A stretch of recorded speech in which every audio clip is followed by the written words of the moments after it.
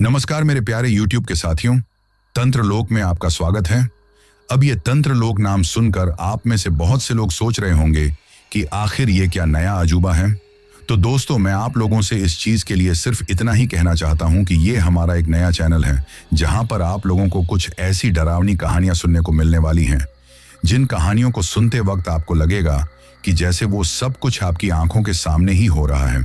इस चैनल पर आपको तंत्र मंत्र और खौफनाक रहस्यों से जुड़ी हुई लंबी लंबी कहानियां सुनने को मिलने वाली हैं। आज की इस कहानी को सुनकर आप लोग जितना ज्यादा हो सके उतना ज्यादा इस चैनल को सब्सक्राइब करने की कोशिश करें, क्योंकि आपके प्यार और सपोर्ट से ही मैं इस चैनल को आगे बढ़ा पाऊंगा। अब मैं आप लोगों का ज्यादा समय खराब ना करते हुए आपको सीधा तंत्र लोक की खौफनाक कहानियों में लेकर चलता हूं, जिनकी शुरुआत हर रोज दिन ढलने के बाद अंधेरा कायम होते ही हो जाती है। नमस्कार दोस्तों, मेरा नाम सरवन है और मैं राजस्थान की राजधानी जयपुर में रहता हूं। पेशे से मैं एक गवर्नमेंट टीचर हूं और स्कूल में बच्चों को पढ़ाते वक्त मैं शुरू से ही बच्चों को ये बोलता आया था कि बच्चों, ये भूत प्रेत जैसी कोई चीज नहीं होती है। ये सब इंसान के मन का वहम और सिर्फ डर की वजह बना हुआ दिमागी फितूर होता है, जिसे लोग भूत चुड़ैल और आत्मा वगैरह का नाम दे देते हैं। लेकिन मैंने कभी ये नहीं सोचा था कि मेरी यही बात एक दिन मेरी ही आंखों के सामने झूठी साबित हो जाएगी, क्योंकि एक बार मेरे साथ एक ऐसी घटना हुई थी जिसके होने के बाद मुझे भी ये मानना पड़ा था कि जिस तरह से पॉजिटिव एनर्जी के रूप में भगवान होते हैं, उसी तरीके से नेगेटिव एनर्जी के रूप में भी जरूर कुछ ना कुछ होता है। अब उसे हम चाहे भूत कहें, चुड़ैल, पिशाच या फिर कोई भटकता भयानक साया कहें, लेकिन ये सब होता जरूर है। और आज मैं अपने जीवन में घटी एक ऐसी ही घटना के बारे में आप लोगों को बताना चाहता हूं, जिसे अगर मैं आज भी याद करता हूं तो मेरे रोंगटे खड़े हो जाते हैं और हर पल मुझे ऐसा लगता है जैसे आज भी वो भयानक साया मेरे अगल बगल में ही कहीं खड़ा हुआ है।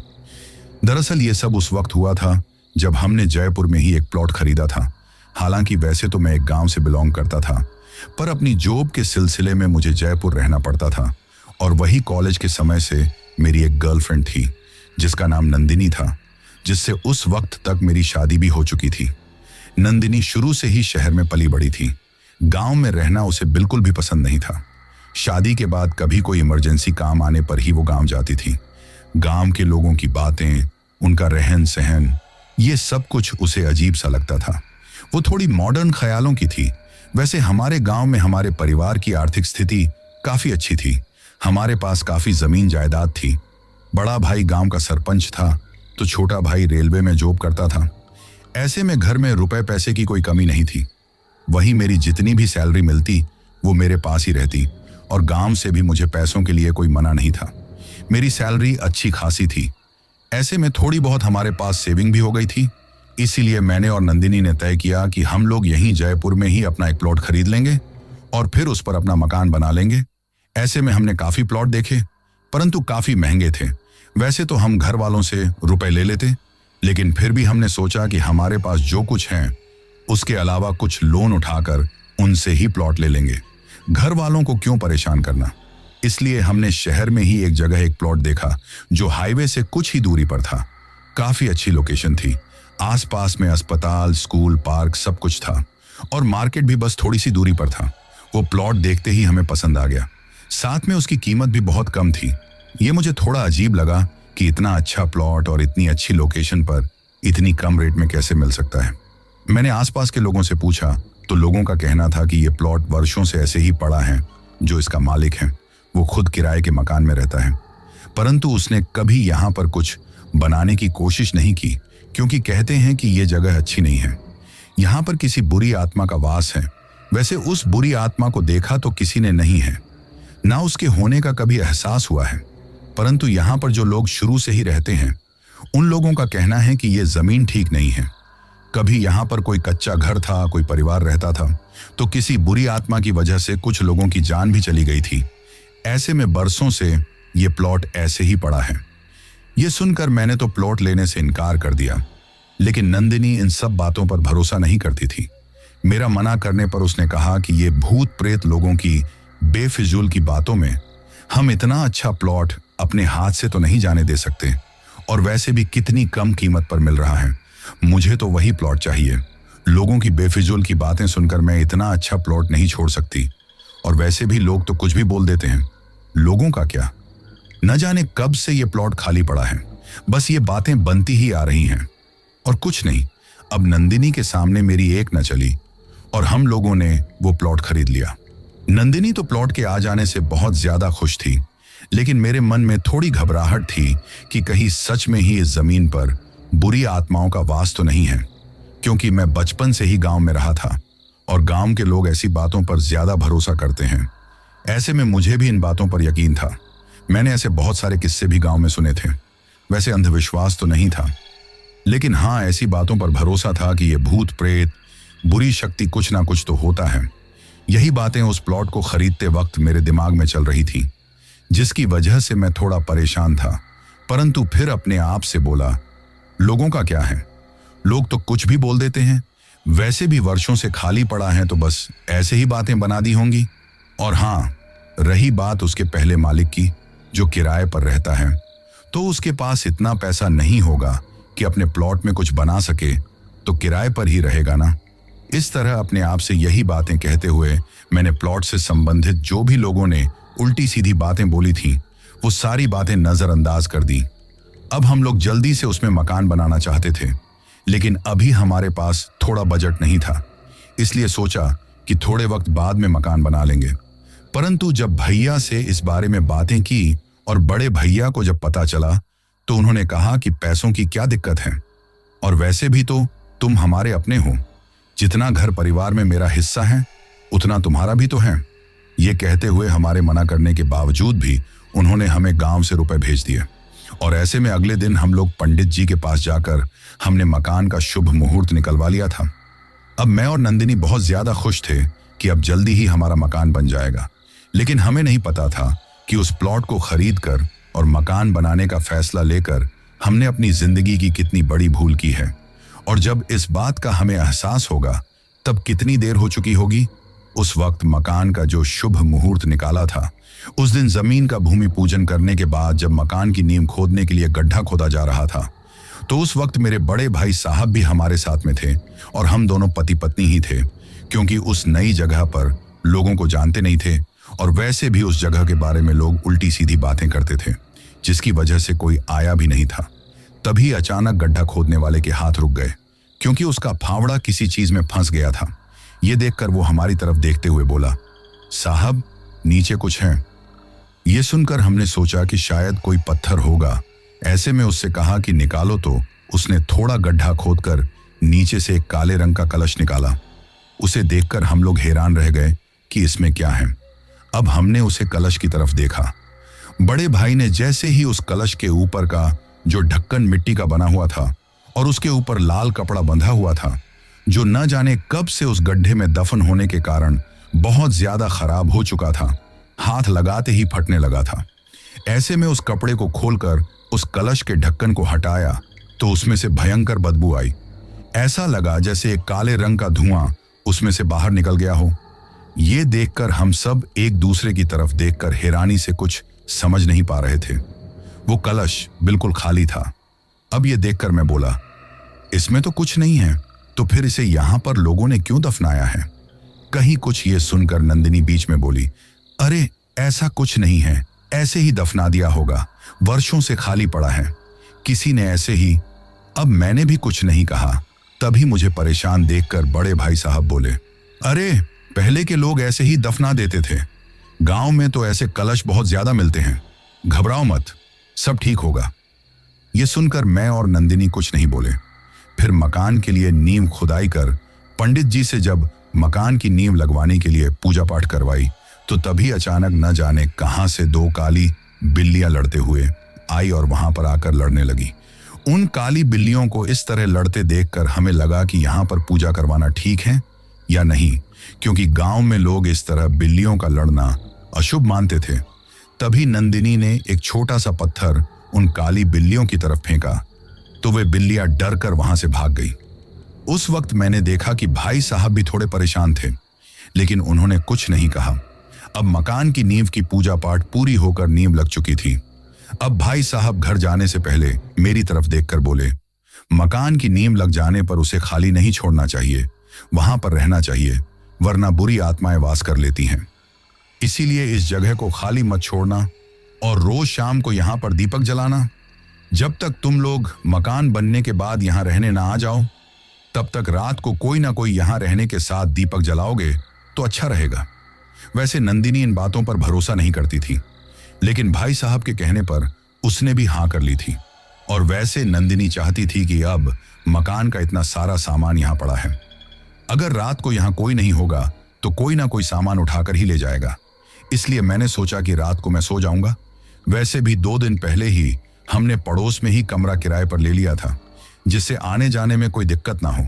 भाई साहब को तो कुछ जरूरी काम था, इसीलिए मैं तो उसी दिन शाम को वापस गांव लौट गए। परंतु मैं घर के कामकाज में मकान के लिए सामान वगैरह मंगवाने में कब शाम हो गई पता ही नहीं चला। शाम को खाना खाने के बाद अपने हाथ में एक दीपक लेकर मैं नए मकान का जहां काम चल रहा था वहां पर चला गया। वहां मैंने दीपक जलाया और फिर वहीं पर अपना पलंग बिछाकर सो गया। उस वक्त गर्मियों के दिन थे, तो ऐसे में कोई दिक्कत तो नहीं हुई।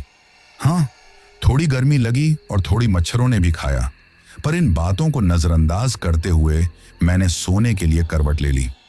वैसे भी काफी थका हुआ था कि तभी मुझे नींद आने लगी, तो ऐसा लगा जैसे किसी के हंसने की अजीब सी आवाज मुझे अपने कानों में सुनाई दी हो।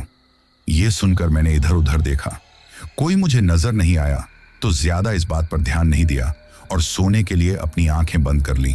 अभी मुझे सोए हुए कुछ ही वक्त हुआ था कि तभी अचानक मुझे ऐसा लगा जैसे मेरे पलंग के आसपास में कोई औरत घूम रही है, क्योंकि उसके पायल के घुंघरू बजने की आवाज मुझे साफ सुनाई दे रही थी। ये महसूस होते ही हड़बड़ाते हुए मेरी नींद खुल गई। अब मैंने देखा तो कोई भी नहीं था, शायद नींद में ही ऐसे ही कोई भ्रम हुआ होगा। ये सोचकर मैं फिर से सोने के लिए लेट गया और कुछ ही देर में थके होने की वजह से मुझे नींद आ गई। आधी रात का वक्त था कि तभी फिर से पायल के बजने की आवाज आई। पहले तो नींद में होने की वजह से मैंने इन सबको नजरअंदाज किया, लेकिन जब आवाज आते जा रही थी तो हड़बड़ाते हुए मेरी नींद खुल गई। अब जो कुछ मैंने अपनी आंखों के सामने देखा, उसे देखकर मेरी आंखें फटी की फटी ही रह गईं। मैंने देखा कि मेरे पलंग के सिरहाने पर एक औरत खड़ी हुई थी, जो बड़ी ही डरावनी और अजीब सी औरत थी।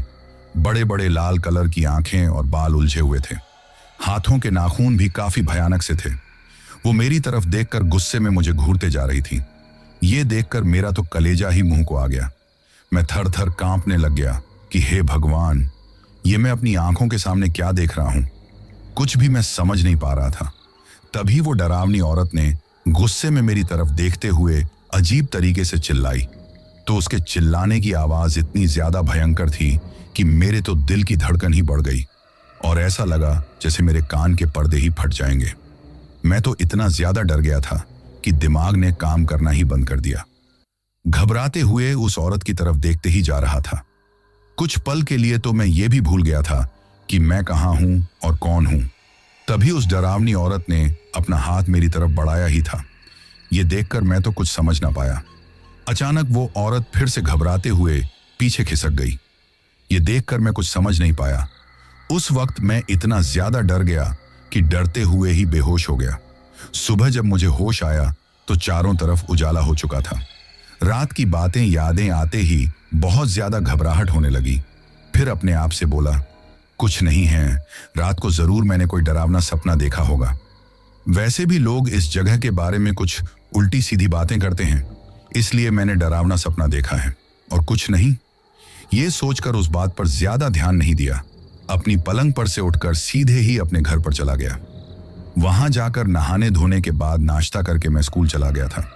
शाम को जब वापस आया तो सीधे ही जहां मेरा मकान बन रहा था वहां चला गया, जहां नंदिनी बैठी हुई थी, क्योंकि मजदूर और मिस्त्रियों के काम का ध्यान भी तो रखना था, वरना वे लोग किसी के न होने पर काम करने में आलस्य करने लग जाते हैं। वहां जाकर मैं मिस्त्री और जो मजदूर थे उनसे बातें करने लगा, तो मुझे पता चला कि वे लोग बताने लगे कि आज जैसे ही उन्होंने घर की दीवार बनाने के लिए नींव की खुदाई की तो उसमें से अंदर से हड्डियों जैसा कुछ निकला था। यह देखकर मैं हैरान रह गया और हड़बड़ाते हुए बोला, क्या? तभी नंदिनी वहां पर आई और उस मजदूर की तरफ देखकर गुस्से में बोली, क्यों बेफिजूल की बातें कर रहे हो? कितनी बार बोल दिया तुमसे कि इतने दिनों से यह प्लॉट खाली पड़ा था, कोई जानवर पड़े पड़े मर गया होगा और उसकी हड्डी होगी। बेवजह ही बात को बढ़ाने पर लगे हुए हो। जाओ, जाकर अपना काम करो। ये सुनकर वो मजदूर भी कुछ नहीं बोला और जाकर अपना काम करने लग गया था। तभी नंदिनी मेरी तरफ देखते हुए बोली, आप बैठिए यहां पर, मैं आप सब लोगों के लिए चाय बनाकर लेकर आती हूं। ये सुनकर मैं बोला, ठीक है। उसके बाद नंदिनी घर चली गई और मैं वहीं पर बैठ गया था। कुछ देर में वो सब लोगों के लिए चाय बनाकर लेकर आई और हम लोगों ने एक साथ में चाय पी। फिर थोड़े वक्त और मिस्त्री और मजदूरों ने काम किया। अब शाम हो चुकी थी तो वो लोग वहां से चले गए। अब मैं अपने घर पर आया, तब तक नंदिनी ने खाना बना दिया क्योंकि वो पहले ही घर पर आ गई थी। अब खाना खाकर कुछ देर उससे बातें की। फिर मैं अपने उस प्लॉट में सोने के लिए चला गया। रात हो रही थी। मैं पलंग पर लेटे हुए अपने घर वालों से बात कर रहा था कि तभी अचानक मुझे पायल के बजने की आवाज सुनाई देने लगी। तो हड़बड़ाते हुए मैंने चारों तरफ देखा, लेकिन कोई भी मुझे नजर नहीं आया। ये देखकर सोचा, शायद रास्ते से जाते किसी औरत के पायल की आवाज इस शांत मौसम में ऐसे ही सुनाई दी होगी या मन का भ्रम होगा। ये सोचकर मैंने इस बात पर ज्यादा ध्यान नहीं दिया था। अब भाई साहब से बात करने के बाद कॉल कट गया। उसके कुछ देर बाद ही मेरे एक दोस्त का कॉल आ गया तो मैं उससे बातें करने लग गया। अभी बातें करते हुए कुछ ही वक्त हुआ था कि तभी मुझे ऐसा लगा जैसे पूरे प्लॉट में भयंकर बदबू फैल गई हो। ऐसी बदबू कि मेरा सांस लेना भी दुर्लभ हो गया था। अब मैं पलंग पर बैठकर चारों तरफ देखने लगा कि ये कैसी बदबू है। फिर सोचा कि शायद हो सकता है रास्ते में कोई जानवर मर गया होगा या किसी कीचड़ की कुछ ऐसी बदबू हवा में मिलकर आ गई होगी। इसलिए इस बात पर उस वक्त भी ज्यादा ध्यान नहीं दिया था। लेकिन मुझे नहीं पता था कि मेरा इस तरह हर बात को नजरअंदाज करना मेरे लिए कितनी बड़ी मुसीबत पैदा कर सकता है। उस वक्त रात के लगभग 10 बजे के आसपास मैं सो गया था, क्योंकि वैसे भी सुबह उठकर मकान के काम के लिए बाहर जाना, मकान के लिए सीमेंट, बजरी, बाकी के सामान की व्यवस्था करना और फिर 12:30 बजे स्कूल के लिए निकल जाना, क्योंकि मेरा स्कूल सेकंड शिफ्ट में था और शाम तक था, तो ऐसे में फिर शाम तक ही वापस मेरा आना होता था। जब मैं सो रहा था तो आधी रात का वक्त होगा, लगभग 12:30 बजे के आसपास का टाइम होगा कि अचानक मुझे किसी के रोने की भयानक आवाज अपने कानों में सुनाई पड़ी। ऐसा लगा जैसे कोई मेरे पास ही बैठकर फूट फूट कर रो रहा हो। यह आवाज सुनकर मेरी नींद खुल गई और सोचने लगा कि कौन हो सकता है। पहले तो नींद में सोचा कि शायद कोई कुत्ता बिल्ली आकर रो रहा होगा। ये सोचते हुए उस वक्त मैंने पलंग पर लेटे हुए ही देखा कि जहां पर मकान की नींव लगी हुई थी, जहां अब मकान का काम चल रहा था, उस दीवार के पास में एक औरत मेरी तरफ पीठ करके वहां पर बैठे हुए फूट फूट कर रो रही थी। उसके रोने की आवाज कुछ अजीब सी और डरावनी थी। ये देखकर मैं काफी हैरान रह गया कि ये औरत कौन हो सकती है और यहाँ क्या कर रही है। ये सोचते हुए तभी मुझे कल रात की बात याद आई, तो मेरे तो दिल की धड़कन ही बढ़ गई। इसका मतलब कल रात मैंने कोई डरावना सपना नहीं देखा था, सच में ही मेरे साथ में ऐसा कुछ हुआ था। मैं अभी यही सोचते जा रहा था, लेकिन इतनी हिम्मत नहीं थी कि उस औरत से कुछ बोल सकूं या कुछ पूछ सकूं। तभी उस डरावनी औरत ने बैठे हुए ही घूर कर मेरी तरफ देखा तो मैं बहुत ज्यादा घबरा गया। वो कल रात जो डरावनी औरत मुझे दिखाई दी थी, वही डरावनी औरत थी। उसे देखकर तो मेरे सोचने समझने की शक्ति ही जैसे खत्म हो गई थी। मैं थर थर कांपने लग गया। उस वक्त मेरा मन कर रहा था कि मैं उठकर यहां से भाग जाऊं, लेकिन इतना ज्यादा डर रहा था कि इतनी हिम्मत भी नहीं थी कि अपनी पलंग पर से उठ भी जाऊं। तभी वो औरत खड़ी होकर मेरी तरफ आने लगी। अब ये देखकर मेरे होश उड़ गए कि वो इंसानों की तरह नहीं, एक रोबोट की तरह, एक मशीन की तरह चलते हुए मेरी तरफ आ रही थी। जब वो ऐसे चल रही थी तो मेरी नजर उसके पैरों की तरफ गई। अब तो मेरे लिए ये किसी गहरे सदमे से कम नहीं था कि उस डरावनी औरत के पैर उल्टे थे। अब उस औरत के उल्टे पैरों को देखकर मुझे अपने गांव में बचपन में सुनी हुई बातें याद आने लगी कि चुड़ैल के पैर उल्टे होते हैं। इसका मतलब ये औरत चुड़ैल है। ये सोचकर ही मेरा तो कलेजा ही मुंह को आ गया था। ऐसे में उस वक्त इतनी हिम्मत नहीं थी मेरे अंदर कि मैं उठकर वहां से भाग सकूं। ऐसा लग रहा था जैसे मेरे तो दिमाग ने ही काम करना बंद कर दिया। तभी वो औरत मेरे पलंग के चारों तरफ गुस्से में चक्कर लगाने लगी और फिर गुस्से में भयानक आवाज में चिल्लाते हुए बोली, यहाँ कोई नहीं रह सकता, जहां मैं रहती हूं वहां कोई नहीं रह सकता। उसकी वो भयानक आवाज सुनकर मैं घबराते हुए बस उसकी तरफ देखे जा रहा था। उसकी आवाज था इतनी ज्यादा डरावनी थी जैसे एक साथ में बहुत सारे लोग बोल रहे हों। तभी वो औरत जोर जोर से हंसने लगी और उसकी हंसी भी इतनी ही ज्यादा डरावनी और भयानक थी जैसे एक साथ में बहुत सारे लोग हंस रहे हों। अब मैं एक जिंदा लाश की तरह उसकी तरफ देखे जा रहा था। ना कुछ सोच पा रहा था, ना समझ पा रहा, ना कुछ कर पा रहा था, बस उसी तरफ देखते ही जा रहा था। तभी उस डरावनी औरत ने अपना हाथ मेरी तरफ बढ़ाया और फिर कल की ही तरह मेरा गला पकड़ने से पहले ही घबराते हुए पीछे की तरफ हो गई और गुस्से में चिल्लाते हुए मेरी तरफ देखने लगी। लेकिन मेरे पास आने की फिर से उसकी हिम्मत नहीं हो रही थी। ऐसा लग रहा था जैसे उसके हाथ में कोई बिजली का सा झटका लगा हो। यह देखकर मैं काफी हैरान रह गया। समझ में नहीं आ रहा था कि आखिर कल भी इसने मुझे जिंदा छोड़ दिया था और आज भी ये किस चीज से घबरा रही है।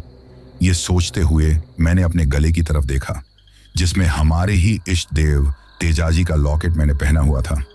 अब सब कुछ मुझे समझ में आ गया कि इसका मतलब ये चुड़ैल इस लॉकेट से कल भी डर रही थी और आज भी डर रही हैं। ये सोचकर मैं मन ही मन में अपने इष्ट देव का ध्यान करने लगा और अपनी जान बचाने की प्रार्थना करने लगा। बहुत ज्यादा डर रहा था, फिर भी हिम्मत करके अपनी जान बचाने के लिए अब मैं उठकर वहां से जैसे ही भागने लगा तो वो चुड़ैल अजीब तरीके से चिल्लाते हुए मुझे पकड़ने के लिए मेरे पीछे भागने लगी। लेकिन मैं इतना ज्यादा डर गया था कि मुझे किसी चीज का होश नहीं रहा कि मेरा फोन कहां पर है। मैं बस पागलों की तरह भाग रहा था। उस वक्त घबराहट की वजह से मेरे गले से आवाज भी नहीं निकल रही थी। मैं तब तक नहीं रुका जब तक मैं अपने घर पर ना पहुंच गया हो। उस डरावनी औरत के चिल्लाने की आवाज मुझे दूर तक सुनाई देती रही, लेकिन ऐसा लगा जैसे वो उस प्लॉट से बाहर नहीं आई थी। अब घबराते हुए मैं घर पर आया और जैसे ही मैंने दरवाजा खटखटाया तो नंदिनी भी परेशान हो गई कि इतनी रात कौन हो सकता है। इसीलिए कुछ देर उसने दरवाजा नहीं खोला। अब मेरे पास तो अपना मोबाइल भी नहीं था कि मैं उसे कॉल कर सकूं। मोबाइल तो वो प्लॉट में ही मकान पर ही रह गया था। ऐसे में तभी मैं जो दरवाजे के पास में खिड़की थी उससे नंदिनी को आवाज लगाने लगा, परंतु घबराहट की वजह से उसने भी दरवाजा नहीं खोला कि इतनी रात को कौन हो सकता है। उस वक्त मैं बार बार पीछे की तरफ भी देख रहा था कि कहीं वो चुड़ैल ना आ जाए और मेरी जान ना ले ले। तभी मैंने जो दरवाजे के बाहर बेल थी उसे बजाना शुरू कर दिया कि अब नंदिनी ने घबराते हुए गेट में जो जाली लगी हुई थी उसमें से देखा और मुझे देखकर जल्दी से दरवाजा खोलकर हड़बड़ाते हुए घबराकर बोली, आप इतनी रात को? मेरा तो कलेजा ही मुंह को आ गया था कि कौन हो सकता है। बहुत ज्यादा डर रही थी। मैं तो ऊपर से मकान मालकिन को बुलाने के बारे में सोच रही थी कि इतनी रात को कौन आ गया। वैसे आपने कॉल क्यों नहीं किया? मेरे पास ये सुनकर मैं कुछ नहीं बोला और थोड़ी देर बाद मैं घबराते हुए बोला, मैंने आवाज लगाई थी तुम्हें, तुमने सुनी नहीं। ये सुनकर वो बोली, मैं तो बहुत ज्यादा डर गई थी। आवाज आपकी मुझे सुनाई नहीं दी, वरना मैं तो पहले ही गेट खोल देती। सच बताऊं तो मैंने सोचा शायद कोई शराब के नशे में कोई आवारा होगा। उस वक्त वो अपनी ही बातें कहती जा रही थी। मैं घबराते हुए अंदर आया, जल्दी से घर का गेट बंद कर दिया। अब मुझे इतना परेशान देखकर नंदिनी बोली, क्या हुआ? कोई बात है क्या? अब मैं घबराते हुए कुछ बोल नहीं पा रहा था, बस अंदर जाकर चेयर पर बैठ गया। मेरे दिलो दिमाग में तो उस चुड़ैल की हंसी, उसकी आवाज, वही सब कुछ घूम रहा था जिसकी वजह से थर थर कांपते जा रहा था। मेरी हालत देखकर नंदिनी भी परेशान हो गई। जल्दी से वो मेरे लिए पानी लेकर आई, परंतु कांपते हुए हाथों से पानी का गिलास भी मेरे हाथों से गिर गया। ये देखकर नंदिनी बोली, आखिर हुआ क्या है? आप इतने परेशान क्यों हैं? कोई बात हुई है क्या? मुझे लगता है जरूर कुछ बदमाशों से आपका झगड़ा हो गया होगा। वैसे भी शहरों में अक्सर ऐसा होता है, कुछ आवारा लड़के सारी रात दूसरे लोगों को परेशान करते हुए घूमते हैं। अगर ऐसी कोई बात है तो हम कल सुबह ही पुलिस के पास चलेंगे। वो अपनी ही बातें बोले जा रही थी, परंतु मैं कुछ नहीं बोल पा रहा था। ऐसे में मुझे चुप देखकर फिर वो मेरी तरफ देखते हुए बोली, अब कुछ तो बताओ कि आखिर हुआ क्या है। यह सुनकर मैंने नंदिनी की तरफ देखा।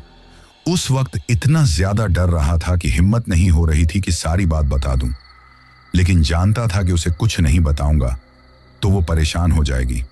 ऐसे में अब घबराते हुए मैंने कुछ हिम्मत की और कल जो कुछ हुआ था और अब जो कुछ हुआ था वो सारी बातें घबराते हुए नंदिनी को बता दी। उस वक्त मेरी बातें सुनकर वो हैरानी से मेरी तरफ देखते हुए बोली, क्या? तो मैं बोला, मैं सच कह रहा हूं नंदिनी, मेरी बात पर यकीन करो। अब नंदिनी मेरी तरफ देखकर गुस्से में बोली, मुझे सब पता है, जरूर लोगों की उल्टी सीधी बातें आपके दिमाग में बैठ गई हैं, जिसकी वजह से आप ऐसी उल्टी सीधी बातें कर रहे हो, और वहां पर सोते हुए भी आपको अच्छा नहीं लगता ना? आखिर इतनी गर्मी में कौन वहां पर सोए? मच्छर अलग से, गर्मी अलग से, इसलिए आप सिर्फ बहाना बना रहे हो। ये सुनकर मैं बोला, कैसी बातें कर रही हो यार, मैं कोई पागल हूं क्या जो ऐसी बातें बनाऊंगा? मेरे साथ सच में ही ऐसा हो रहा है। अब नंदिनी मेरी तरफ देखकर बोली, देखो, मुझे ये बेफिजूल की बातें नहीं सुननी। अगर आपको नहीं सोना है तो कोई बात नहीं, आपके भाई साहब ने ही बोला था, वरना कोई जरूरत नहीं।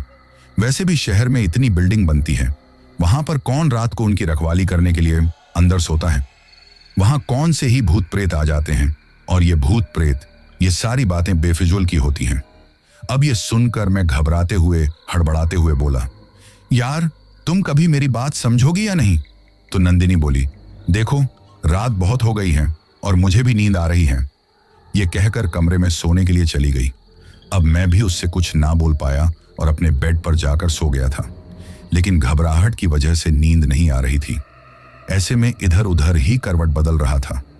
जब भी आंखें बंद करता तो वहीं चुड़ैल का चेहरा मुझे दिखाई देता, जिसकी वजह से घबराते हुए आंखें खोल लेता।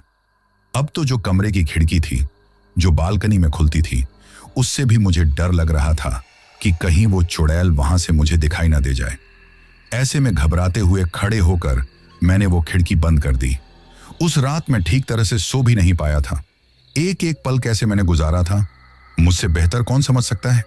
जैसे तैसे सुबह हुई। सुबह होने पर मैंने नंदिनी को फिर से समझाने की कोशिश की, लेकिन वो कुछ सुनने के लिए तैयार ही नहीं थी और मेरी तरफ देखते हुए बोली कि घर बनने में काफी सारा सामान अभी बाकी है, आप जाकर उनका ऑर्डर दे आइए। ये सुनकर अब मैं कुछ भी ना बोल पाया, क्योंकि नंदिनी इतनी जिद्दी थी कि किसी की कुछ नहीं सुनती थी। ऐसे में मैं भी उठकर वहां पर चला गया और वापस प्लॉट में गया तो मुझे बहुत ज्यादा घबराहट हो रही थी, लेकिन ये देखना तो जरूरी था कि मेरा फोन वहां है या नहीं, या कोई चोर उठाकर ले गया।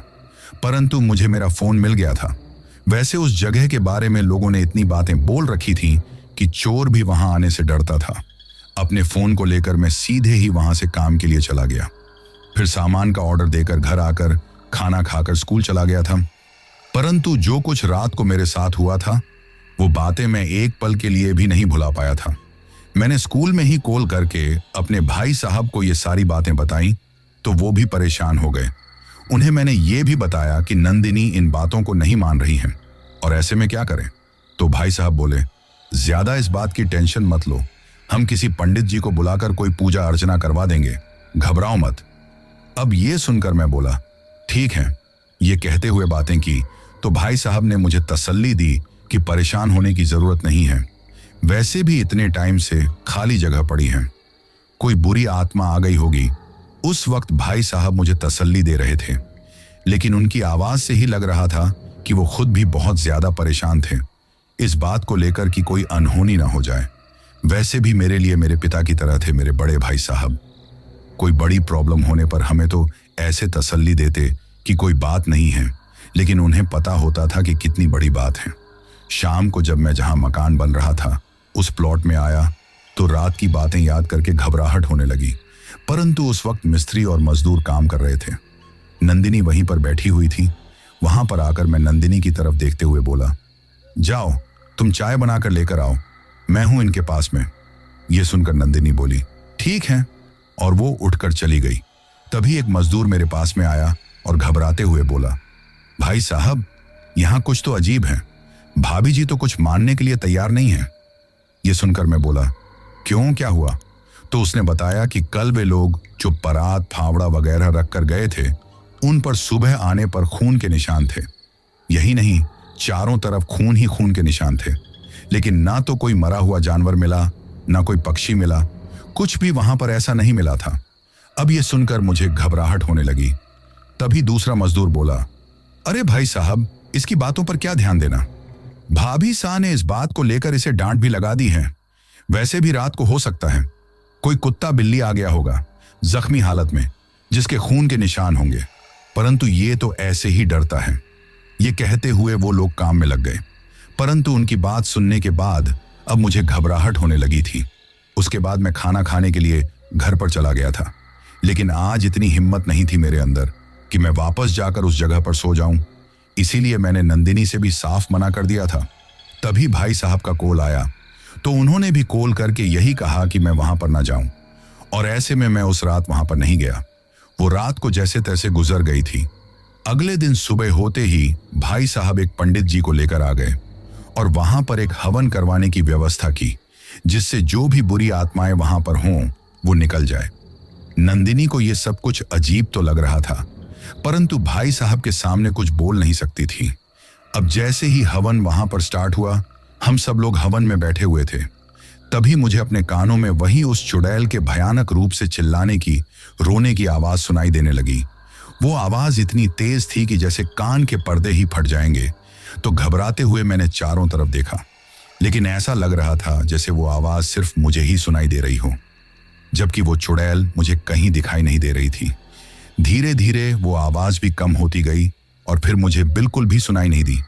मैं हिम्मत करके हवन में ही बैठा रहा, और ऐसे में जब हवन पूरा हुआ तो पंडित जी बोले कि अब कोई भी बुरी आत्मा यहाँ पर नहीं आएगी, आप निश्चित रहिए। ये कहते हुए उन्होंने प्लॉट के चारों कोनों पर मंत्र पूरित एक एक लोहे की कील थोड़े गड्ढे खोदकर गाड़ दी और कहा कि इसके अंदर कोई भी बुरी शक्ति प्रवेश नहीं कर पाएगी। ये कहकर वो भाई साहब के साथ रात की गाड़ी से ही वापस गांव लौट गए थे, क्योंकि भाई साहब के ऊपर इतनी ज्यादा जिम्मेदारियां थीं कि उन्हें बिल्कुल भी टाइम नहीं मिलता था कि वो हमारे पास रात को रुक सकें। वैसे अब भाई साहब और पंडित जी ने मुझे भरोसा तो दिला दिया था कि वहां कुछ नहीं होगा, परंतु जो कुछ मेरे साथ हुआ था उसके बाद फिर भी मैं वहां रात के वक्त नहीं रहना चाहता है। ऐसे में एक आदमी को मैंने कुछ वक्त के लिए चौकीदारी करने के लिए वहां बोल दिया, जो मेरी ही जानकारी में था और सब्जी की ठेली लगाता था, क्योंकि हमें डर था कि अगर ऐसे ही मकान बनते टाइम सारे सामान को छोड़ा गया तो हो सकता है किसी दिन चोर हाथ साफ कर जाएंगे। अब वो जो हमारे यहाँ चौकीदारी का काम करता था वो गेट के अंदर ही पलंग बिछाकर सो गया, लेकिन उसे शराब पीने की आदत थी, तो ऐसा कुछ अगर उसके साथ हुआ भी होगा तो उसे ध्यान नहीं होगा। लेकिन उसे सही सलामत देखकर और अगले दिन से ना वहां पर कोई खून के छींटे दिखाई दिए, ना कोई जानवर मरा हुआ दिखाई दिया, कुछ भी ऐसा नहीं हुआ। ये देखकर थोड़ी तसल्ली हुई कि चलो अब तो कुछ नहीं होगा। शायद उस हवन के कारण अब कोई भी बुरी आत्मा यहां नहीं आएगी, ये सोचकर शांति थी। लेकिन मैं भूल गया था कि ये तो तूफान से आने के पहले की शांति है। अभी तो कुछ ऐसा होने वाला है जिसे बाद में सोचने से ही हमें डर लगेगा। फिर जैसे तैसे मकान भी कंप्लीट हो गया। अपने मकान को बनते हुए देखकर सच में बहुत खुशी हो रही थी, और अब जो दिमाग में डर बैठा हुआ था वो भी काफी ज्यादा कम हो गया था, क्योंकि अब लगने लगा था कि जो भी बुरी आत्मा है वो हमेशा के लिए इस जगह को छोड़कर चली गई है, और अब ऐसे में कोई भी डर नहीं है। वैसे तो हमारा मकान पूरा हो गया था, लेकिन अब भी उसमें फर्नीचर, लाइट वगैरह की फिटिंग होना बाकी था, और वो काम भी बिना रुके चल रहा था। तो ऐसे में धीरे धीरे करके मकान पूरी तरह कंप्लीट हो गया, और अब मकान में गृह प्रवेश होना बाकी था। फिर शुभ मुहूर्त के हिसाब से गृह प्रवेश भी हो गया था। गृह प्रवेश में मेरे घर वाले और कुछ रिश्तेदार भी आए हुए थे।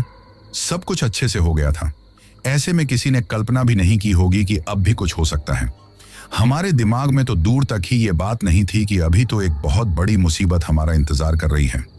गृह प्रवेश होने के बाद जब नाते रिश्तेदार सब लोग चले गए तो मैं और नंदिनी अब उसे घर में रहने के लिए शिफ्ट हो गए थे। लगभग 13 दिन ठीक तरह गुजरे थे, परंतु उसके बाद कुछ ऐसा हुआ जिसको आज भी याद करके हमारे रोंगटे खड़े हो जाते हैं। उस दिन अमावस्या की रात थी, और कहते हैं कि अमावस्या की रात काली शक्तियों बहुत ज्यादा बढ़ जाती है। ऐसे में वो चुड़ैल जो इतने दिनों से शांत थी, या तो वो हवन की वजह से शांत थी या फिर कोई और कारण था, हमें नहीं पता। उस दिन शाम को जब मैं अपने स्कूल से घर वापस आया तो मैंने देखा कि घर के दरवाजे के पास एक कुत्ता मरा हुआ पड़ा था। ये देखकर मुझे थोड़ा गुस्सा आया कि इस कुत्ते को यहीं पर मरना था क्या। मैंने तुरंत ही एक सफाई वाले को कॉल किया, कुछ रुपए दिए और उस कुत्ते को वहां से उठाकर दूर फेंकवा दिया। उसके बाद अंदर जाकर नहाने धोने के बाद कपड़े बदलकर मैं और नंदिनी ने कुछ देर बातें की फिर साथ में हमने खाना खाया। खाना खाने के बाद मैं अपने घर वालों से मकान की छत पर टहलते हुए बातें कर रहा था और नंदिनी नीचे रसोई में काम लगी हुई थी। तभी मेरी नजर अपने घर के गेट की तरफ गई, जहां पर एक औरत खड़ी हुई थी। उस वक्त वहां अंधेरा था क्योंकि नंदिनी ने बाहर की लाइट ऑफ कर दी थी। अपने घर के गेट के पास उस औरत को खड़े हुए देखकर मैं सोचने लगा कि ये औरत कौन हो सकती है। फिर सोचा शायद ऐसे ही कोई होगी, लेकिन जब वो औरत काफी देर तक खड़ी रही तो मुझे रुक ना गया और मैं आगे छज्जे पर जाकर उसकी तरफ देखकर बोला, कौन हो आप, यहां क्यों खड़ी हो? परंतु उस औरत ने ना कोई जवाब दिया, ना मेरी तरफ देखा। अब ये सब कुछ मुझे थोड़ा हैरान कर रहा था, लेकिन मैं फिर से उसे नजरअंदाज करके फोन पर बातें करने में लग गया था कि तभी लगभग आधा घंटे बाद मैंने फिर से देखा कि वो औरत वहीं पर खड़ी हुई थी। अब तो ये देखकर मुझे काफी ज्यादा हैरानी हुई कि आखिर ये औरत कौन है, यहां पर क्यों खड़ी है। एक बार जाकर पूछता हूं, ये सोचते हुए मैं कुछ बोलता उससे पहले ही वो औरत इतनी तेजी से भागी कि जैसे कोई रोबोट हो, और मेरे घर का गेट जो बंद था उससे पलक झपकते ही एक हवा के झोंके की तरह निकलकर घर के अंदर आ गई थी। ये देखकर मेरी तो आंखें फटी की फटी ही रह गई। मैं कुछ समझ नहीं पाया कि अचानक ये हुआ क्या है।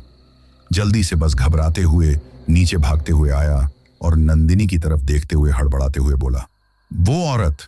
मेरी बात सुनकर और मुझे इस तरह हड़बड़ाते हुए देखकर नंदिनी बोली, क्या हुआ? अब मैं बोला, यहां पर एक औरत आई थी ना, वो कहाँ है? ये सुनकर नंदिनी हैरानी से बोली, कौन औरत? किसके बारे में बात कर रहे हो?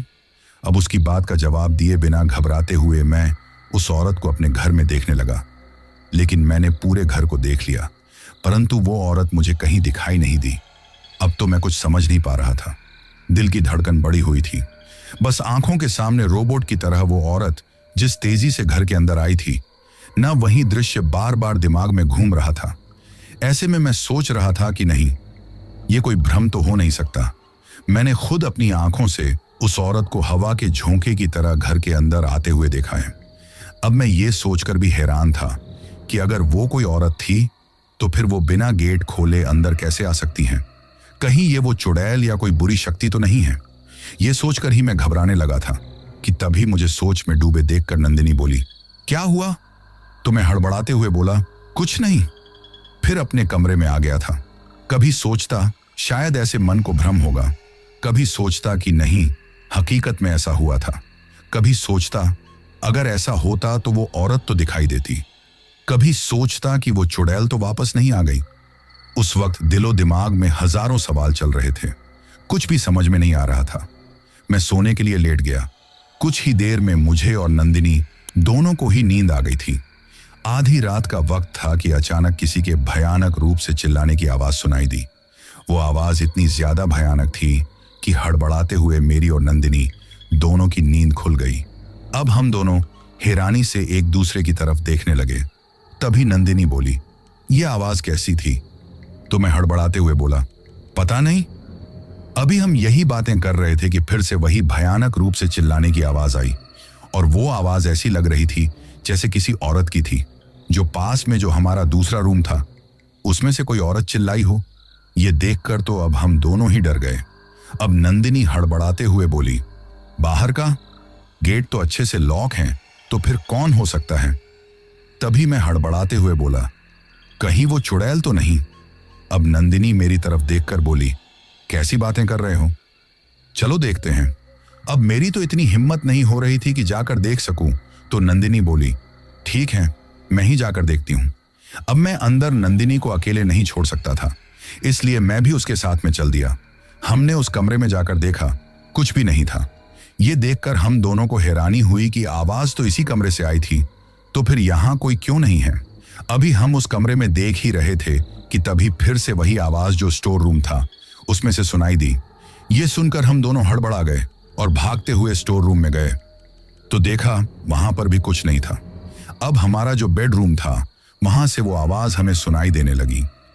अब तो हम दोनों को ही बहुत ज्यादा डर लगने लगा था। नंदिनी, जो कभी इन बातों पर भरोसा नहीं करती थी, आज अपनी आंखों के सामने ये सब कुछ होता हुआ देखकर डर रही थी। ऐसे में वो मेरी तरफ देखते हुए बोली, ये क्या हो रहा है? ये कहते हुए फिर हम बेडरूम में आए तो देखा कि एक औरत खिड़की से बाहर की तरफ देख रही थी और उसकी पीठ हमारी तरफ ही थी। उसे देखकर हम दोनों ही डर गए। मुझ में तो इतनी हिम्मत नहीं थी कि मैं उससे कुछ बोल सकूं, क्योंकि मैं तो पहले ही उस चुड़ैल को देख चुका था और मुझे पूरा भरोसा था कि ये औरत चुड़ैल है। लेकिन नंदिनी, जो इन बातों पर यकीन नहीं करती थी, वो हड़बड़ाते हुए, घबराते हुए उस औरत की तरफ देखकर बोली, कौन हो तुम? कौन हो और यहाँ क्या कर रही हो? वो औरत अभी भी खिड़की से बाहर की तरफ देख रही थी और हमारी तरफ पीठ किए हुए थी। नंदिनी की बात सुनकर भी उसने कोई जवाब नहीं दिया। अब तो हम दोनों को ही बहुत ज्यादा डर लगने लगा था। नंदिनी ने फिर से उस औरत से पूछा, कौन हो तुम? जवाब दो। लेकिन वो औरत फिर भी चुप रही और हमारी तरफ पीठ किए हुए खड़ी रही। अब ये देखकर हम दोनों को हैरानी हुई। तभी उस औरत ने हमारी तरफ देखा। साधारण से नैन नक्श की औरत थी। अब ये देखकर नंदिनी हड़बड़ाते हुए बोली, कौन हो तुम और यहाँ क्या कर रही हो? ये सुनकर उसने अजीब तरीके से हमारी तरफ घुमाई और हमारी तरफ देखकर अजीब तरीके से जैसे ही मुस्कुराने लगी, तो देखते ही देखते पूरी तरह बदल गई। अब वही चुड़ैल दिखाई दे रही थी। जैसे ही हम दोनों ने ये देखा तो उस वक्त इतने ज्यादा डर गए कि घबराते हुए चिल्लाने लग गए थे। नंदिनी अब अपनी आंखों के सामने ये सब कुछ देखकर बहुत ज्यादा डर गई थी। तभी हिम्मत करके मैंने नंदिनी की तरफ देखा, जो थर थर कांपते जा रही थी, तो उसका हाथ पकड़कर मैं बोला, चलो यहां से। ये कहकर हम दोनों जैसे ही भागने लगे तो जो झूमर लगा हुआ था वो तेज आवाज करते हुए हमारे आगे गिर गया। ये देखकर हमारे तो दिल की धड़कन ही बढ़ गई। घबराते हुए हम दोनों दूसरी साइड से भागने लगे तो ये देखकर वो चुड़ैल जोर जोर से हंसने लगी। अब उसकी भयानक आवाज चारों तरफ सुनाई देने लगी, जो पूरे मकान में गूंज रही थी। कभी लगता कि इस कमरे से आवाज आ रही है तो कभी लगता दूसरे कमरे से आवाज आ रही है। तभी घर की लाइटें एक साथ में कभी बंद तो कभी चालू होने लगी। कभी लगता जैसे कोई हमारे सामने से होकर भाग गया हो, तो कभी लगता कोई पीछे से होकर गुजर गया हो। ये देखकर हम बहुत ज्यादा डर गए। अब कांपते हुए अपनी जान बचाने के लिए हम दोनों, जो घर का मेन गेट था, उसे खोलने की कोशिश करने लगे, लेकिन वो खुल नहीं रहा था। अब हम चिल्लाते हुए उसको खोलने के लिए बोल रहे थे, लेकिन हमारी आवाज सुनने वाला, हमारी हेल्प करने वाला भला वहां कौन आता? तभी घर के जो खिड़की दरवाजे थे वो तेज तेज आवाज करते हुए अपने आप ही बंद होने लगे और फिर खुलने लगे थे। इसके साथ में ही घर की लाइट जो बंद चालू हो रही थी, जैसे ही वो बंद होकर फिर से जलती तो जिस तरफ भी हम देखते वो चुड़ैल हमें उस तरफ ही दिखाई देती थी। अब तो हमें लगने लगा था कि शायद आज हम जिंदा नहीं बच पाएंगे। उसे चुड़ैल के रूप में हमें हमारी मौत नजर आ रही थी। तभी पूरे घर में अपने आप ही सामान हवा में लहराते हुए गिरने लगा और इसके साथ में ही जगह जगह दीवार पर खून के छींटे पता नहीं कहां से आने लगे थे।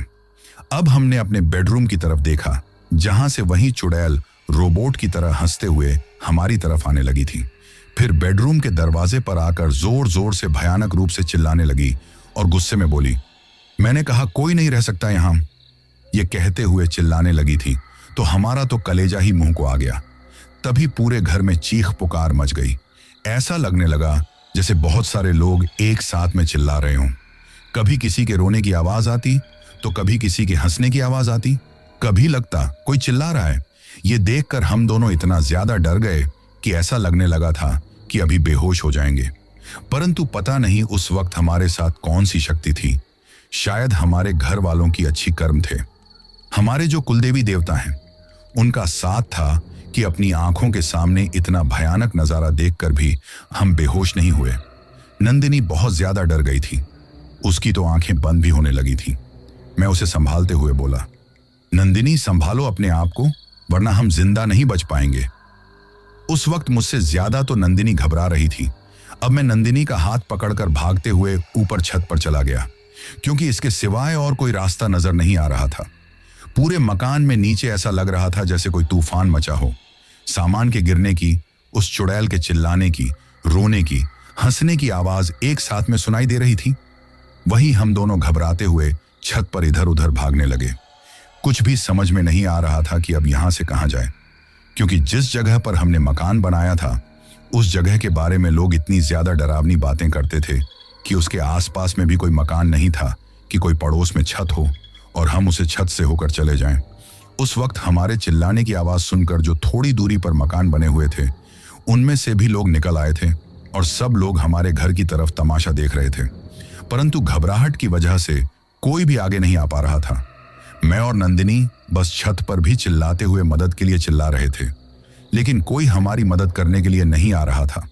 तभी सीढ़ियों की तरफ से आवाज आने लगी, जैसे वो चुड़ैल सीढ़ियों से ऊपर आ रही हो। ये देखकर हम दोनों घबराते हुए उस तरफ देखने लगे, तो फिर आगे की तरफ दीवार पर से आवाज आने लगी। अब घबराते हुए उस तरफ देखा तो देखा कि वो चुड़ैल उस दीवार पर ही अपने नाखूनों और पैरों से छड़ते हुए एक छिपकली की तरह ऊपर आ रही थी। ये देखकर हमारे होश उड़ गए। इससे पहले कि हम चुड़ैल के हाथों मरें, हमें कुछ समझ में नहीं आया और हम दोनों ने एक दूसरे का हाथ पकड़कर मकान से पीछे की तरफ जो सड़क थी उस पर छलांग लगा दी, क्योंकि और कोई रास्ता हमें नजर नहीं आया था। हम बहुत ज्यादा घबरा गए थे। हमें नहीं पता था कि हमारे साथ क्या होगा और क्या नहीं। बस बिना सोचे समझे हम सड़क पर कूद गए। हमारा सिर नीचे जाकर सड़क पर किसी पत्थर से टकराया या सड़क से टकराया, हमें नहीं पता। बस इतना याद है कि जब हम नीचे गिरे तो हमारी नजर ऊपर छत की तरफ थी। वो चुड़ैल छत पर खड़े होकर गुस्से में हमें घूरते हुए जा रही थी और उसकी भयानक आवाज उस वक्त भी हमारे कानों में गूंज रही थी, जैसे वो अपने हाथों से हमें जान से मारना चाहती थी। जब हम उस छत से कूद गए तो कुछ देर के लिए हमने सड़क पर से उस चुड़ैल को देखा। उसके बाद अपने आप ही हमारी आंखें बंद हो गईं और हम बेहोश हो गए। सुबह जब होश आया तो हम दोनों ही अस्पताल में थे। हमारे सिर में चोट लगी हुई थी। मैं तो होश में आते ही घबराते हुए चिल्लाने लगा, क्योंकि मुझे यही लग रहा था कि अभी मैं उसी मकान में हूं और मेरे चारों तरफ मुझे चुड़ैल दिखाई दे रही है। उसकी आवाज भी ऐसा लग रहा था जैसे अभी मेरे कानों में गूंज रही थी। मैं बस चिल्लाते ही जा रहा था। किसी चीज की कोई सुध नहीं थी। घबराहट की वजह से मेरी आंखें भी बंद थीं। तभी पास में खड़े हुए एक आदमी, जो कि हमारे ही पड़ोस में रहता था, वो बोला, घबराओ मत बेटा, तुम ठीक हो। कुछ देर तक तो जैसे उसकी आवाज भी मुझे सुनाई नहीं दी थी, लेकिन जब उसने मेरे कंधे पर हाथ रखकर कहा, बेटा घबराओ मत, ठीक हो तुम, तो उसकी आवाज सुनकर मुझे थोड़ी तसल्ली हुई। हैरानी से मैंने अपनी आंखें खोली। अब मैं चारों तरफ देखने लगा। अपने आप को अस्पताल में देखकर हड़बड़ाते हुए मैं बोलने लगा, नंदिनी, नंदिनी कहाँ है? तो उस आदमी ने बताया, बेटा वो लेडीज वार्ड में है और सही है, उसके सिर में भी चोट आई है। भगवान का शुक्र है कि तुम दोनों की जान बच गई, वरना वहां से बचना मुश्किल था। अब ये सुनकर घबराते हुए मैं कुछ भी नहीं बोल पा रहा था। जब मुझे थोड़ी तसल्ली हुई और आसपास के लोगों ने मुझसे बातें की, तब जाकर मैंने हिम्मत करके अपने बड़े भाई के पास कॉल किया और उन्हें सारी बातें बताई। जैसे ही उन्होंने ये सुना, तुरंत ही वहां से अपनी गाड़ी लेकर और कुछ आदमियों के साथ हमारे पास आ गए। मैं और नंदिनी बहुत ज्यादा घबराए हुए थे। हमें देखकर भाई साहब भी बहुत ज्यादा परेशान हो गए। आज भाई साहब के साथ बड़ी भाभी भी आई थी, जो नंदिनी के पास थी। वे लोग अब वहां एक पल भी हमें नहीं छोड़ना चाहते थे, इसलिए हमें गांव लेकर चले गए। वैसे जो सारी बातें जो हमारे साथ हुई थी, उन्हें याद करके हम इतना ज्यादा डर रहे थे कि हमें जैसे किसी चीज की कोई सुध नहीं थी। हर पल ऐसा लगता था जैसे वो चुड़ैल अभी आएगी और हमारी जान ले लेगी। अब भाई साहब ने अपने हिसाब से कुछ तांत्रिक या पंडितों के बारे में पता लगाना शुरू कर दिया, जो इस मुसीबत से हमें छुटकारा दिला सकें। वैसे तो हम लोग वापस अब उस मकान में नहीं जाना चाहते थे और रहना नहीं चाहते थे, परंतु भाई साहब का कहना था कि अगर इन सब समस्याओं का हल मिल जाए और उस चुड़ैल से छुटकारा मिल जाए तो हम उस मकान को बेच देंगे या फिर किराए पर दे देंगे। लेकिन इससे पहले उस चुड़ैल का उस मकान से निकलना जरूरी है, ताकि कोई भी उस मकान को खरीदे या किराए पर रहे तो उसके साथ कुछ बुरा ना हो। ये सोचकर भाई साहब किसी तांत्रिक या पंडित को तलाश कर रहे थे। वो दिन तो सारा दिन ऐसे ही गुजर गया था। घर वालों के साथ गांव के लोग भी अब हमारे साथ में थे। सभी लोग इसी बारे में बात कर रहे थे। किसी की बातें हमें डरा रही थीं, तो किसी की बातें सुनकर थोड़ी तसल्ली मिल रही थी। रात को अब एक पल भी अकेले रहते हुए हमें डर लग रहा था। जब भी सोने के लिए आंखें बंद करते तो वही सब कुछ आंखों के सामने दिखाई देता और कानों में वही आवाज सुनाई देती, जिसकी वजह से नंदिनी तो घबराते हुए कभी कभी चिल्लाने लग जाती थी। हमारी हालत देखकर हर कोई परेशान था, परंतु भाई साहब हमेशा की तरह घर वालों को तसल्ली दे रहे थे कि सब कुछ ठीक हो जाएगा। लेकिन मैं जानता हूं कि हमारी उस वक्त हालात देखकर सबसे ज्यादा परेशान भाई साहब थे। जैसे तैसे वो रात तो गुजर गई थी। अगले दिन भाई साहब फिर से इसी बारे में पता लगाने लग गए कि कोई पंडित या तांत्रिक ऐसा मिले जो इन सब से छुटकारा मिल जाए। तभी एक तांत्रिक के बारे में उन्हें पता चला, तो वो उस तांत्रिक को घर लेकर आए। तो हिम्मत करके उस तांत्रिक को हमने जब सारी बातें बताई, तो हमारी बातें सुनकर उस तांत्रिक ने एक माला हाथ में लेकर आंखें बंद करके कुछ ध्यान किया और फिर हमारी तरफ देखते हुए बोले, वो एक भयानक चुड़ैल है जो वर्षों से उस जगह पर दबी हुई थी। जो घड़ा तुम लोगों को मिला था, उसमें वही चुड़ैल थी जो घड़े का ढक्कन खोलते ही आजाद हो गई और अब उस जगह से कभी वापस नहीं जाएगी। ऐसे में अगर किसी ने भी वहां रहने की कोशिश की तो उसे अपनी जान से हाथ धोना पड़ेगा। ये तो इन दोनों की किस्मत अच्छी थी कि चाहे जैसे भी हो इनकी जान बच गई, वरना वो चुड़ैल इन्हें वही मौके पर ही मार देती। ये सुनकर हम सब लोग बहुत ज्यादा घबराने लगे। अब भाई साहब ने पूछा कि इन सब का कोई उपाय नहीं है क्या? तो उस तांत्रिक ने बताया, उस चुड़ैल को हमेशा के लिए उस जगह से भगाना आसान नहीं है। वो जो हवन किया था उससे कुछ वक्त के लिए वो शांत जरूर हो गई थी, थोड़ी डर गई थी, लेकिन उस जगह को छोड़कर नहीं गई थी और ना कभी उस जगह को छोड़कर जाएगी। अगर हम लोग कोशिश भी करें उस चुड़ैल को वहां से हटाने की, तो हो सकता है वो हम में से किसी की जान ले ले। इसीलिए बेहतर यही है कि उस जगह पर कभी कोई ना रहे। अब ये सुनकर तो हम लोग और भी ज्यादा घबरा गए थे। मुझे तो अब वापस अपनी ड्यूटी पर जाते हुए भी डर लग रहा था। ऐसे में कुछ दिन तो मैं अपने गांव में रहा, जब तक भाई साहब ने एक मंत्री के पास जाकर रिक्वेस्ट करके मेरी ड्यूटी जयपुर की दूसरी साइड में नहीं लगवा दी, जहां पर मैंने एक अपने ही गांव के लड़के के मकान में किराए पर रूम ले लिया और अकेले ही रहने लग गया। नंदिनी तो इन सब से इतना ज्यादा डर गई थी कि अब तो वो वापस मेरे साथ आना ही नहीं चाहती थी। चाहे दिन का ही वक्त हो, वो अकेले रह ही नहीं सकती थी। कभी गांव ना जाने वाली, गांव को ना पसंद करने वाली नंदिनी अब अपने साथ ये सब कुछ होने के बाद उस गांव को छोड़कर आना ही नहीं चाहती थी। पूरे परिवार के साथ रहना चाहती थी। उसकी हालत देखकर फिर घर वालों ने भी उसे वहीं छोड़ने के लिए बोला और मैंने भी अपने परिवार के साथ उसे छोड़ दिया, ताकि कुछ वक्त अगर उसे मिलेगा तो उसे डर से उबरने में मदद मिलेगी। वैसे सच बताऊं, मैं खुद भी वापस ड्यूटी पर आना नहीं चाहता था, लेकिन वहां आना मेरी मजबूरी थी। वैसे हमने काफी तांत्रिकों, पंडितों से पूछा, लेकिन सभी ने यही बताया कि उस चुड़ैल से छुटकारा पाना आसान नहीं है, इसलिए उस जगह को छोड़ना ही बेहतर है। हाँ, एक दो तांत्रिकों और पंडितों ने चाहे जैसे भी हो रुपयों के लालच में वहां पर कोई हवन करने की कोशिश की तो वहां चीख पुकार आना शुरू हो गई। कभी मरा जानवर वहां पर मिलता तो कभी दिन में ही चलने की आवाज आती, जिसकी वजह से अब हमने उस मकान को छोड़ना ही ठीक समझा।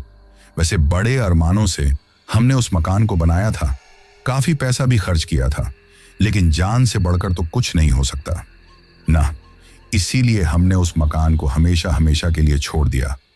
वैसे हमने उस जगह को बेचने की भी कोशिश की थी ताकि उसे किसी और काम में कोई ले सके, परंतु किसी ने भी उसे नहीं खरीदा, क्योंकि पहले ही उस जगह के नाम से ही लोग घबराते थे और जब से हमारे साथ वो हादसा हुआ था ना, चारों तरफ उस जगह की बदनामी हो गई थी। ऐसे में कोई उसे खरीदना तो दूर की बात, उसके पास तक नहीं आना चाहता था। आज हमारा वो मकान जो कभी हमने अपना सपनों का आशियाना समझा था, उस कॉलोनी में खंडहर पड़ा हुआ है, जहां उसके पास से भी गुजरने से लोग घबराते हैं। और सुनने में आया है कि आज भी उस मकान में रात को चीखने चिल्लाने की या पायल के बजने की आवाजें आती हैं, क्योंकि वो चुड़ैल जो पहले उस जगह में दबी हुई थी अब आजाद उस मकान में घूमती है, लेकिन पता नहीं क्यों कभी उस मकान से बाहर नहीं आती। वैसे कुछ पड़ोसियों का तो कहना है कि आज भी वो चुड़ैल कभी छत पर या छज्जे पर बैठी दिखाई देती हैं, कभी घर के दरवाजे पर खड़ी दिखाई देती हैं, लेकिन घर से बाहर नहीं आती। अब उस चुड़ैल का उस जमीन से क्या रिश्ता है? उसे यहां वहां पर किसने दफन किया था? वो उस मकान को छोड़कर पड़ोस के मकान में क्यों नहीं जाती? सिर्फ उसी जगह पर क्यों रहती हैं? ये सारी बातें अभी तक ना हमें समझ में आई और ना इन बातों के बारे में किसी ने हमें बताया, परंतु चाहे इसके पीछे की सच्चाई कोई भी हो, अब हम उस जगह पर वापस कभी लौट कर जाना नहीं चाहते। दिन के वक्त भी वहां जाने से डरते हैं, क्योंकि हमें समझ में आ गया है कि हमारी जिंदगी से बढ़कर हमारे लिए कुछ नहीं है। आज नंदिनी को इस बात का पछतावा होता है कि काश उसने पहले ही मेरी बातों पर यकीन कर लिया होता तो इतना सब कुछ ना बर्दाश्त करना होता, ना इतना पैसा खर्च होता। परंतु अब पछतावे के सिवाय कर भी क्या सकते हैं। आज मैं अकेले ही जयपुर में रहकर अपनी जॉब करता हूं। नंदिनी मेरे परिवार के साथ गांव में है। जब भी आज कहीं प्लॉट या मकान खरीदने के बारे में कोई मुझसे बोलता है तो मुझे घबराहट होने लगती है और घबराते हुए मैं मना कर देता हूं। आज मैं अकेले ही जयपुर में रहकर अपनी जॉब करता हूं। नंदिनी मेरे परिवार के साथ गांव में है। जब भी आज कहीं प्लॉट या मकान खरीदने के बारे में कोई मुझसे बोलता है तो मुझे घबराहट होने लगती है और घबराते हुए मैं मना कर देता हूं। वैसे मैंने आप सब लोगों को अपनी ये सच्ची जीवन की घटना इसलिए बताई है ताकि हम लोग काफी बार अच्छी जगह पर प्लॉट, फ्लैट, मकान, घर कुछ भी कम कीमत में मिलने पर बिना सोचे समझे ही ये सोचकर कि इतना अच्छा घर, मकान हमें कम कीमत पर मिल रहा है तो खरीदने में क्या बुराई है, लेकिन ये भूल जाते हैं कि आखिर वो कम कीमत पर हमें क्यों मिल रहा है। इसके पीछे भी तो कोई सच्चाई होगी। बिना उसे सच्चाई को जाने बस थोड़े लालच में आ जाते हैं और फिर हमारे साथ इतना सब कुछ होता है जिसकी कभी हमने कल्पना भी नहीं की होती। इसीलिए मैं आप लोगों से यही कहना चाहता हूं कि अगर आप अपनी जिंदगी में कभी भी किसी अनजान जगह पर कोई भी प्लॉट, फ्लैट, मकान या कुछ भी खरीदें तो पहले पड़ोस के लोगों से इस बारे में पूछें, क्योंकि हर कोई झूठ नहीं बोलता। मानो कि एक दो आदमियों ने आपसे झूठ बोल दिया, लेकिन इसका मतलब ये तो नहीं कि हर कोई आपसे झूठ बोले। और अगर लोग आपसे जिस जगह को आप खरीद रहे हैं उसके बारे में कुछ भी बताएं तो उन बातों पर यकीन करें, ना कि उन्हें अंधविश्वास समझें, क्योंकि किसी भी जगह की बातें तभी होती हैं जब उनमें कोई ना कोई सच्चाई होती है। इसलिए थोड़ी सी सावधानी रखने पर हम बहुत बड़े मुसीबत और खतरे से बच जाते हैं, वरना कभी कभी हमारी जान पर बन आती है और काफी बार तो ऐसे में जान भी जा सकती है। हमारे बुजुर्ग ऐसी बातों पर यकीन करते थे और इन सब से बचने का पहले ही रास्ता तलाश कर लेते थे, लेकिन आजकल के हम लोग ऐसी बातों को अंधविश्वास समझते हैं। मैं जानता हूं भूत, प्रेत, चुड़ैल, इन सारी सच्चाई पर आजकल लोग भरोसा नहीं करते, लेकिन ये एक ऐसी कड़वी सच्चाई है कि पहले तो लोगों को यकीन नहीं होता और जब उनके साथ कोई घटना होती है तो वे लोग या तो यकीन करने लायक बचते नहीं या फिर इतना डर जाते हैं कि फिर अपनी जिंदगी जी ही नहीं पाते। वैसे भी मैं तो ऐसी बातों पर भरोसा करता था, लेकिन नंदिनी अगर हमारे साथ वो डरावनी घटना नहीं होती तो शायद इन सब पर कभी भरोसा नहीं कर पाती और आज ऐसी हालत है कि उनके नाम से भी डर जाती है। तो दोस्तों, ये थी हमारी आज की कहानी आपको कैसी लगी ये आप मुझे कमेंट बॉक्स में कमेंट करके जरूर बताना। और दोस्तों, अब इस चैनल पर भी बेनाम की तरह ही रेगुलर स्टोरीज आने वाली हैं, तो आप लोग अब हर रोज स्टोरीज सुनना मत भूलना। इसके बाद मैं उन लोगों के नाम लेता हूं जिन्होंने पिछली स्टोरी सुनने के बाद कमेंट करके ये बताया था कि वो कहाँ से कहानी सुनते हैं और उनका नाम क्या है। तो सबसे पहले कार्तिक हैं बरेली उत्तर प्रदेश से, जितेंद्र मौर्य हैं बरेली से, यूएस तिवारी और हर्ष तिवारी हैं प्रयागराज से, पवन हीना हैं हरियाणा से, जीएम शेख हैं अहमदाबाद गुजरात से, ललित मंडल हैं बिहार से, मोहम्मद शेख हैं कर्नाटक से, सीमा तांती और आरुष हैं मुंबई से, बिट्टू जोशी हैं ग्वालियर से, कुलविंदर कौर हैं लुधियाना पंजाब से, सद्दाम शेख हैं मुंबई से, अभी कुशवाहा हैं लुधियाना पंजाब से, शुभम शेरा हैं दिल्ली से, फैजान अहमद हैं भोपाल से, सिपा बरार हैं भटिंडा पंजाब से, अख्तर हुसैन हैं बारामूला कश्मीर से, श्याम हैं मणिपुर से, मंजीत हैं बरेली उत्तर प्रदेश से, अलीना हैं लखनऊ से, वाजिद हैं पटियाला हाउस पाकिस्तान से, चिन्मय हैं ओडिशा से, रीना हैं साउथ अफ्रीका से, युवराज सिंह हैं यूपी से, लक्ष्मण हैं तेलंगाना से, राहुल चौधरी हैं दिल्ली से, मोहम्मद अमीन हैं जोधपुर से, जब्बार खान हैं महाराष्ट्र से, राजवीर सिंह जाट हैं राजस्थान से, अर्चना और गुंजल हैं नासिक से, हर्ष झा हैं आगरा से, राजू और रुखसाना हैं कोलकाता से, कृति जाला हैं गुजरात से, सपना शर्मा हैं फरीदाबाद से, उमेश हैं नेपाल से, बन्नी बही हैं दरभंगा बिहार से, रवि हैं चेन्नई से और सबसे लास्ट में सविता घोड़ियाल हैं देहरादून से। तो दोस्तों, ये थे उन लोगों के नाम जिन्होंने पिछली स्टोरी पर कमेंट करके हमें बताया था कि वो कहाँ से कहानी सुनते हैं। इसके साथ ही अगर अभी तक भी आप लोगों ने चैनल को सब्सक्राइब नहीं किया है तो जल्दी से चैनल को सब्सक्राइब कर लो, क्योंकि आपका ये छोटा सा सहयोग मेरे लिए बहुत ज्यादा मायने रखता है।